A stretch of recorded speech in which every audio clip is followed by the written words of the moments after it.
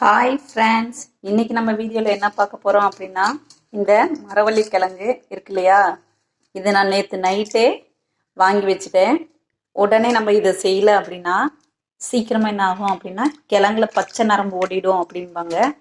அந்த பச்சை நரம்பு ஒன்று கிழங்க சாப்பிட்டா குழந்தைங்களுக்கு சேராது, பெரியவங்களுக்கு சேராது அப்படிம்பாங்க. அதனால் நான் என்ன பண்ணிட்டேன், வாங்கிட்டு வந்து அதை அப்படியே வந்துட்டு தண்ணிக்குள்ளே போட்டு வச்சுட்டேன். நைட்டெல்லாம் இது தண்ணிக்குள்ளே ஊறிட்டு இருந்தனால என்ன ஆகுது, பச்சை நரம்பும் ஓடாது.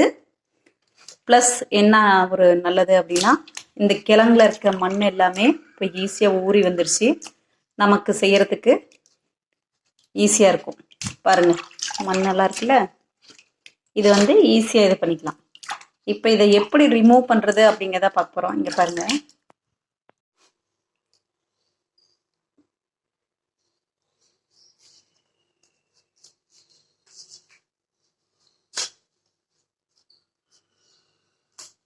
இப்போ பாருங்க, இது ஈஸியாக இதுவே இருக்கனால நமக்கு பிரச்சனை இல்லை.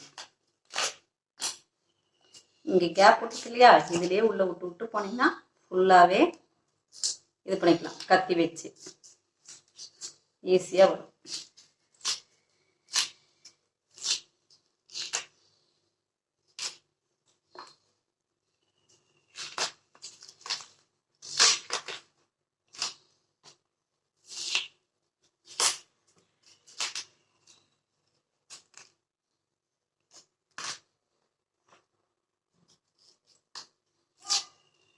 இந்த தோல் உரிக்கிறதுக்கு கஷ்டப்பட்டுக்கிட்டே நிறையா பேர் வந்துட்டு இந்த கிழங்க வாங்காமல் இருப்பீங்க. இந்த கிழங்குல வந்துட்டு சிப்ஸு செய்யலாம், தாளிச்சு குழந்தைங்களுக்கு கொடுக்கலாம், நிறைய ஸ்நாக்ஸ் செய்யலாம். குச்சி மாதிரி சீவி போட்டு அதுலேயும் சிப்ஸஸ் போடலாம். கடையில் இதுக்கோசரம் குழந்தைங்களுக்கு வாங்கி கொடுக்கணும்னு நமக்கு இல்லை. நம்மளே வீட்டில் 5 நிமிஷத்தில் ஈஸியாக செய்யலாம் குழந்தைங்களுக்கு.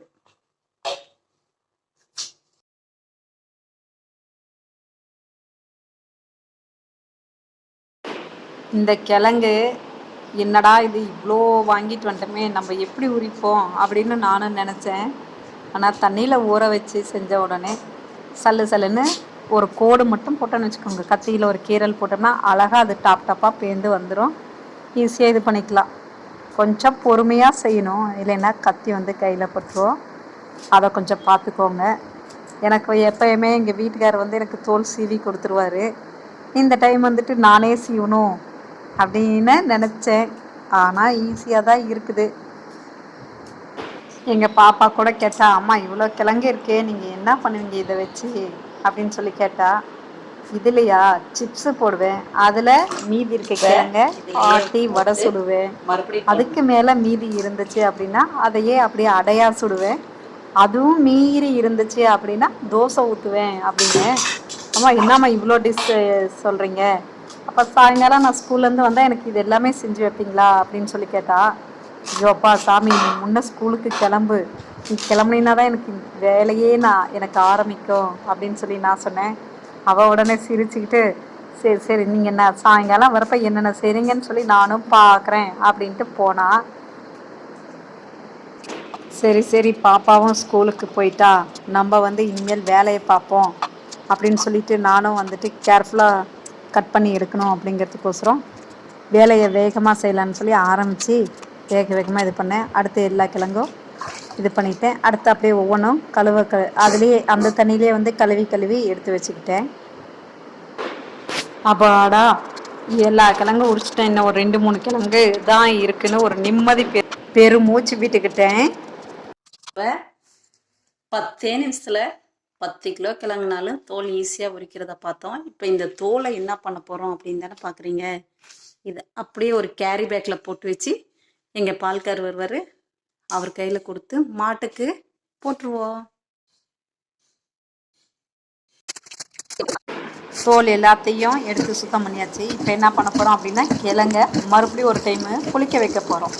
ஏன்னா அப்போ தான் வெள்ளையாக பளிச்சுன்னு இருக்கும் இல்லையா, அதனால் இன்னொரு டைம் எல்லா கிழங்கையும் ஒவ்வொரு டைமும் எடுத்து தண்ணியில் போட்டு முக்கி புளிக்க வைக்கலாம். பாருங்கள், குளிச்சு முடிச்சு வந்த கிழங்க வெள்ளை வேஷ்டி நல்லா விரித்து போட்டு அதில் ஒவ்வொன்றா போட்டு பஜ்ஜி சீவிர கட்டையில் எல்லாம் எடுத்து சீவி எடுத்து வச்சுக்கலாம். அப்போ தான் வடை சட்டி வச்சு எண்ணெயில் பொரித்து எடுக்கிறதுக்கு சௌரியமாக இருக்கும். அதனால் எல்லா கிழங்கையும் என்ன பண்ண போகிறோம், இப்போ சீவி எடுத்துக்கலாம். இப்போ அடுத்து வடை சட்டி வச்சுக்கலாம். நீங்கள் இதை வடை சட்டிமீங்களா வானலை அப்படிமீங்களா அப்படின்னு எனக்கு தெரியாது. அதனால் நான் வடை சட்டின்னு சொல்லுவேன். வடை சட்டி வச்சுக்கிறேன். இப்போ வந்துட்டு குற்றால அருவியில் தண்ணி எப்படி ஊற்றுதோ அது மாதிரி எண்ணெயும் ஊற்றிக்கலாம். அடுத்து எண்ணெய் நல்லா சுடிடுச்சு. இப்போ நம்ம அந்த சீவி வச்சுருக்க கிழங்கை வந்து எடுத்து எண்ணெய்க்குள்ளே போட்டுடலாம். அப்படியே தூவி விடுங்க. எண்ணெய் நல்லா காஞ்சோடனே போட்டிங்கன்னா தான் சீக்கிரம் வேலையாகும். காயாமல் போட்டிங்கன்னா எண்ணெய் வந்து இழுக்கும்.